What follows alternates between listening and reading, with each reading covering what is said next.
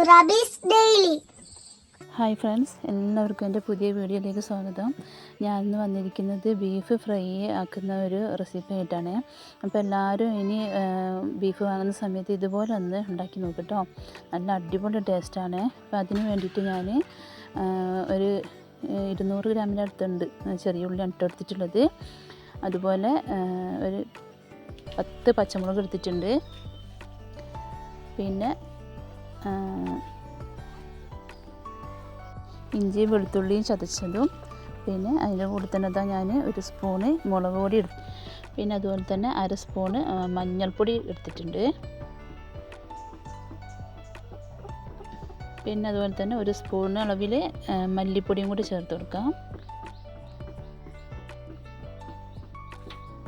ബാക്കി മഞ്ഞൾപ്പൊടിയും മുളക് പൊടിയും നമുക്ക് ലാസ്റ്റ് ചേർത്ത് കൊടുക്കേണ്ടത്, അതുകൊണ്ടാണ് ഞാൻ കുറച്ച് ചേർത്ത് കൊടുക്കുന്നത്. പിന്നെ അതുപോലെ തന്നെ 1/2 ടീസ്പൂണ് അളവിൽ ഉലുവ എടുത്തിട്ടുണ്ട്. 1/2 ടീസ്പൂൺ അളവിൽ വലിയ ജീരകം കൂടി ചേർത്ത് കൊടുക്കണ്ടേ. ഇനി ഇതിലേക്ക് ആവശ്യത്തിനുള്ള ഉപ്പും കൂടി ചേർത്ത് കൊടുക്കാം നമുക്ക്.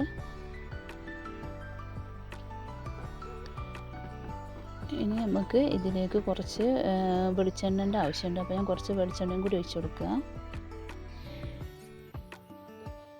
പിന്നെ നമുക്ക് ആവശ്യത്തിനുള്ള വെള്ളം കൂടി ഒഴിച്ച് നന്നായിട്ട് കുഴച്ചിട്ട് നമുക്കൊന്ന് വേവിച്ചെടുക്കണേ. അപ്പോൾ ഞാൻ 1/2 ഗ്ലാസ് വെള്ളമായിട്ട് ഒഴിച്ച് കൊടുക്കുന്നത്. ഇത് അടുപ്പത്ത് വെച്ച് ഒന്ന് ചൂടാകുമ്പോൾ തന്നെ നമുക്ക് ഇതിൽ ബീഫിൽ വെള്ളം ഉണ്ടാവും, ഇത് വേവാൻ ആവശ്യത്തിനുള്ള വെള്ളം ഉണ്ടാവും. അപ്പോൾ ഞാൻ അതിൻ്റെ കൂടെ 1/2 ഗ്ലാസും കൂടി വെള്ളമായിട്ട് ഒഴിച്ച് കൊടുക്കുന്നത്.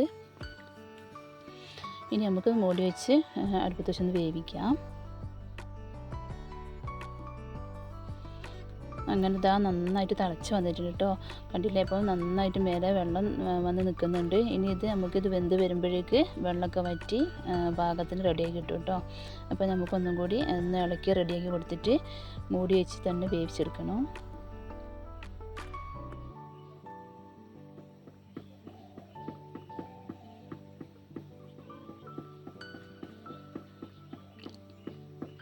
ഇത് സാധാരണ വെക്കും പോലെയല്ല, അല്ലാണ്ട് തന്നെ പിന്നെ ഞാനൊരു വെറൈറ്റി ആയിട്ട് വെച്ച് നോക്കിയത്. അപ്പോൾ നല്ല അടിപൊളി ടേസ്റ്റ് ആയിരുന്നു. അപ്പോൾ എല്ലാവരും ഒന്ന് ബീഫ് വാങ്ങുന്ന സമയത്ത് ഇങ്ങനെ ഇതുപോലെ ഒന്ന് ഉണ്ടാക്കി നോക്കണം കേട്ടോ. അങ്ങനെ ഇതാ നമ്മൾ ബീഫൊക്കെ നന്നായിട്ട് വെന്ത് വന്ന് അതിലെ വെള്ളമൊക്കെ വറ്റി റെഡിയായിട്ട് വന്നിട്ടുണ്ട് കേട്ടോ. ഇനി നമുക്ക് ഇതിലേക്ക് കുറച്ച് വറ്റൽമുളകിൻ്റെ ആവശ്യമുണ്ട്. അപ്പോൾ ഞാനിത് അതൊരു 10-15 വറ്റൽമുളക് എടുത്തിട്ടുണ്ട്.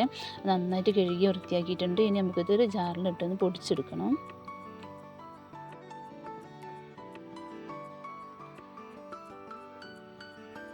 ഞാൻ വറ്റൽമുളക് ചേർക്കുന്നതുകൊണ്ടാണ് ആദ്യം 1 സ്പൂൺ മാത്രം മുളക് ചേർത്തത്. അപ്പോൾ 1.5 കിലോ ബീഫ് ആയിരുന്നു ഉണ്ടായിരുന്നത്. അപ്പോൾ അതിലേക്ക് ഞാൻ ആകെ 1 സ്പൂൺ മുളക് മാത്രമേ ചേർത്തിട്ടുണ്ടായിരുന്നുള്ളൂ. ഇനി നമുക്ക് ഇറച്ചൊന്ന് ഫ്രൈ ആക്കി എടുക്കണം. അതിന് വേണ്ടിയിട്ട് ഞാനൊരു പാൻ വെച്ചിട്ടുണ്ടായിരുന്നു.